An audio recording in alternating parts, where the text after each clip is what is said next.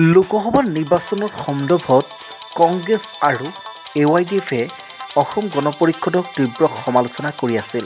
বিজেপিৰ মিত্ৰজোঁট চৰকাৰে বিজেপিয়ে গুৰুকাষে গিলিছিল অসম গণ পৰিষদক আৰু এই সন্দৰ্ভত মন্তব্য কৰিছে আজি অসম গণ পৰিষদৰ জ্যেষ্ঠ নেতা ফণীভূষণ চৌধুৰীয়ে।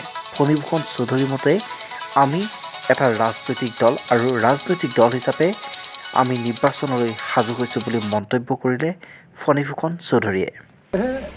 ভালকৈ উপলব্ধি কৰিব এইটো তাৰমানে কংগ্ৰেছ বা ভাৰতীয় AYDFে সেই কথাটো আমাক শিকাই দিবলগীয়া নাই, তেওঁলোকে আমাক বুজাবলগীয়া নাই। এতিয়া আমাৰ অসম গণ পৰিষদ দলক বিজেপি গিলিছে নিগিলিছে এই কথাটো আমি উপলব্ধি কৰিছোঁ আৰু আমি তেনেধৰণে চিন্তা আছোঁ। এই এটা ৰাজনৈতিক দল, এটা ৰাজনৈতিক দল হিচাপে আমি নিৰ্বাচন খেলিবলৈ নিশ্চয় সাজু হ'ব লাগিব। আৰু এই কথাটো ঠিক যে এটা দলৰ স্থিতি বজাই ৰাখিবলৈ হ'লে আমি নিৰ্বাচন জিকিলেও খেলিব লাগিব, নিজিকিলেও খেলিব লাগিব। গতিকে এই কথাটো তাৰমানে প্ৰশ্ন উঠে যে আমি খেলিবলৈ সাজু নে সাজু নহয়, এই কথাটো আমি ডেফিনেটলি সাজু।